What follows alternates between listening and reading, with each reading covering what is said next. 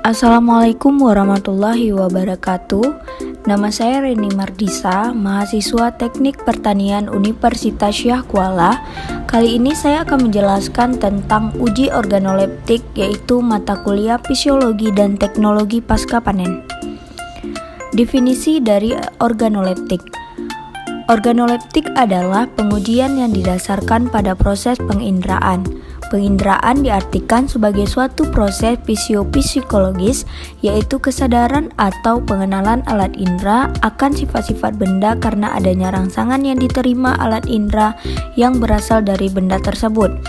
Penginderaan dapat juga berarti reaksi mental atau sensation jika alat indera mendapat rangsangan atau stimulus. Rangsangan yang didapat dari indera dapat bersifat mekanis, seperti tekanan, tusukan, bersifat fisik, dingin, panas, sinar, warna, bersifat kimia seperti bau, aroma, rasa. Pada waktu alat indera menerima rangsangan, sebelum terjadinya kesadaran, prosesnya adalah fisiologis, yaitu dimulai dari reseptor dan diteruskan pada susunan syaraf sensorik atau saraf penerimaan. Mekanisme penginderaan ini ada beberapa. Mekanismenya secara singkat adalah: yang pertama, penerimaan rangsangan atau stimulus oleh sel-sel peka khusus pada indera. Yang kedua, terjadi reaksi dalam sel-sel peka membentuk energi kimia. Yang ketiga, perubahan energi kimia menjadi energi listrik pada sel saraf. Yang keempat, penghantar energi listrik atau impuls melalui urat saraf menuju ke saraf pusat otak atau sumsum belakang. Yang kelima, terjadi interpretasi fisiologis dalam syaraf pusat. Yang keenam, hasilnya berupa kesadaran atau kesan fisiologis. Bagian-bagian organ tubuh yang berperan dalam penginderaan adalah mata, telinga, indera pencicip, indera pembau, dan indera peraba atau sentuhan. Kemudian ada panelis.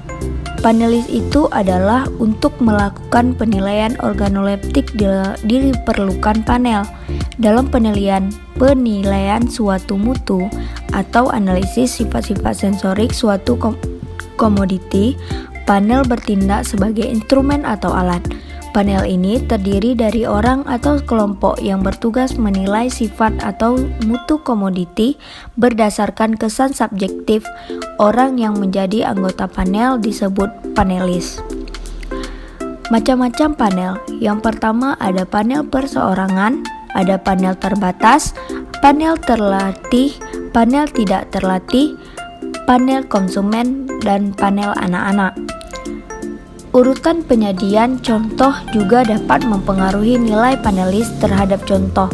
Dalam uji organoleptik dikenal beberapa pengaruh pengajian seperti yang disebut sebagai berikut. Yang pertama itu ada expectation error, terjadi karena panelis telah menerima informasi tentang pengujian.